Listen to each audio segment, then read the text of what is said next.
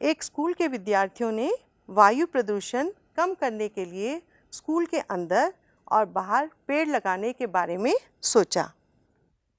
यह निर्णय लिया गया कि प्रत्येक कक्षा का प्रत्येक अनुभाग अपनी कक्षा की संख्या के बराबर पेड़ लगाएगा। उदाहरणार्थ, कक्षा 1 का अनुभाग 1 पेड़ लगाएगा, कक्षा 2 का एक अनुभाग 2 पेड़ लगाएगा, कक्षा 3 का एक अनुभाग 3 पेड़ लगाएगा इत्यादि। और ऐसा कक्षा 12वीं तक के लिए चलता रहेगा। प्रत्येक कक्षा के 3 अनुभाग हैं। इस स्कूल के विद्यार्थियों द्वारा लगाए गए कुल पेड़ों की संख्या कितनी होगी, ये हमें ज्ञात करनी है ना प्यारा प्रश्न। आइए इसको हल करते हैं। हमारे पास 12 क्लासेस हैं, तो 12 कक्षाओं के हिसाब से पहली कक्षा में पेड़ 1 लगेगा और दूसरी कक्षा में 2 और तीसरी कक्षा में 3। लेकिन एक आपने ध्यान से पढ़ा होगा प्रश्न, हर एक कक्षा के अनुभाग कितने हैं? 3। इसका मतलब आप इनको 3 से गुना कर लीजिए, तो हमारी एपी क्या बन जाएगी? 3, 6, 9 इस प्रकार। अब कक्षा 12वीं, 12 को 3 से गुना कर देते हैं, कितना आ जाएगा? 36। हमें पता लगाना है कितने पेड़ विद्यालय में लगाए बच्चों ने, ठीक है। तो S12 निकालते हैं हम। 12/2, 2a, प्रथम पद कितना है? 3 प्लस 12 माइनस 1 गुना, अब देखिए d कितना होगा? दूसरे पद में से पहला पद घटा लेंगे, 3 आ गया, ठीक है। तो ये हो गया 6,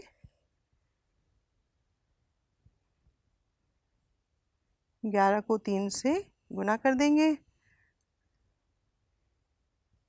33, और इस प्रकार हम इसकी गुना करके हम पाएंगे 9 6 54, 223। इस प्रकार कुल कितने पेड़ लगाए विद्यार्थियों ने? 234 पेड़ लगाए। समझ में आया बच्चों? चलिए अगला प्रश्न देखते हैं।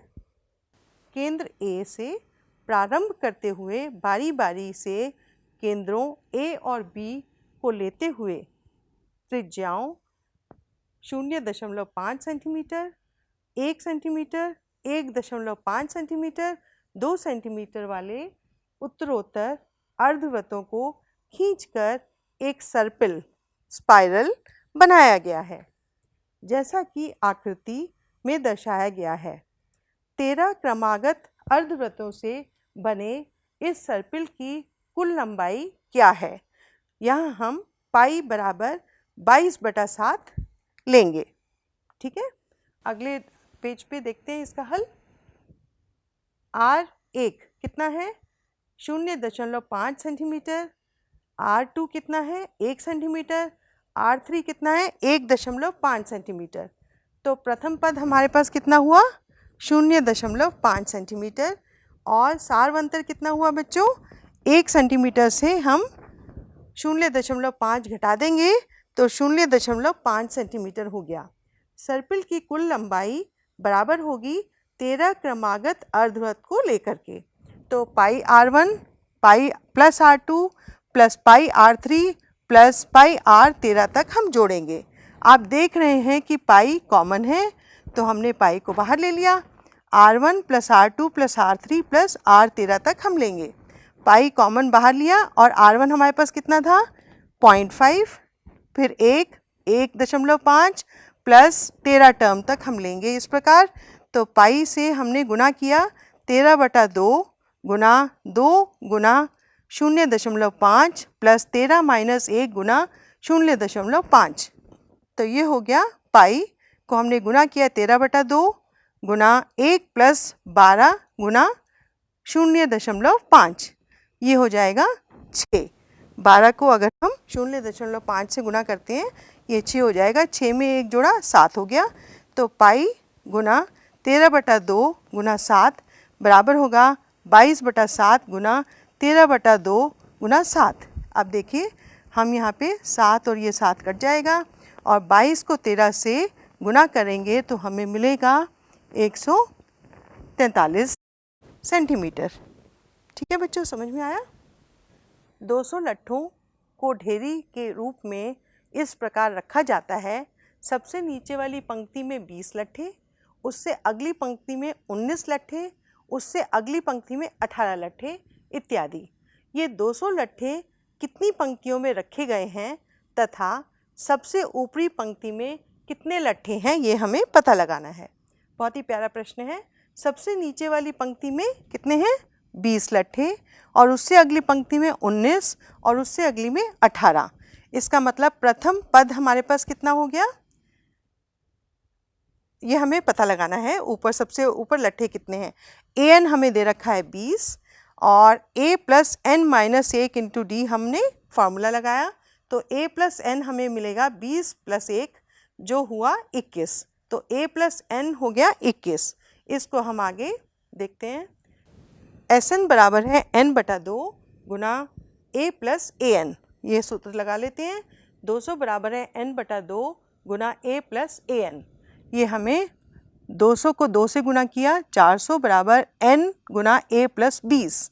अब देखिए ये हमें पास होगा na प्लस 20n बराबर 400, क्योंकि हमने a प्लस n को 21 लिया है, तो हम यहाँ पे a के स्थान पे 21 माइनस n रख लेते हैं और प्लस 20n बराबर होगा 400। इस प्रकार हमें एक द्विघात समीकरण मिलेगी, 21n माइनस n की घात 2 प्लस 20n बराबर है 400, जिसको हम हल करके पाएंगे n की घात 2 माइनस 41n प्लस 400 बराबर 0। आप देखिए हमने यहाँ पे इसको 2 भाग में बांटा, n की घात 2 minus 25n minus 16n plus 400 बराबर 0। अब देखिए इन दोनों में क्या कॉमन है बच्चों? n गुना n माइनस 25, यहाँ पे 16 कॉमन है, तो 16 कॉमन लेंगे तो अंदर क्या बचेगा? n माइनस 25 बराबर 0। इस प्रकार हमारे पास n माइनस 25 और n माइनस 16 दो हमारे पास आए बराबर 0 के, या तो n बराबर होगा 16 या n बराबर होगा 25। अब हमें देखना है n अगर हम 16 लेते हैं तो हमारे पास कितने लट्ठे आते हैं सबसे ऊपर पंक्ति में। अगर हम 16 लेते हैं, जब n बराबर 16 है तो a plus n minus 1 into D बराबर 20 है, तो a plus 16 minus 1 Guna d बराबर होगा 20, या a प्लस 15d बराबर है 20।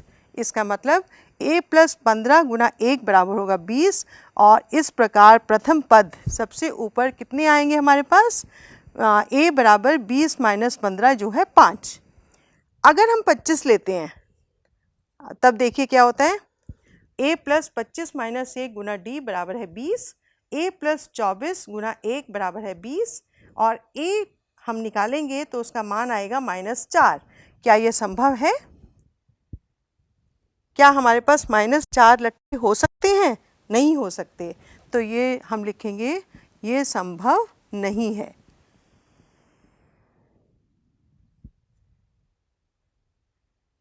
इस प्रकार ये 200 लट्ठे 16 पंक्तियों में रखे गए हैं तथा सबसे ऊपरी पंक्ति में 5 लट्ठे हैं।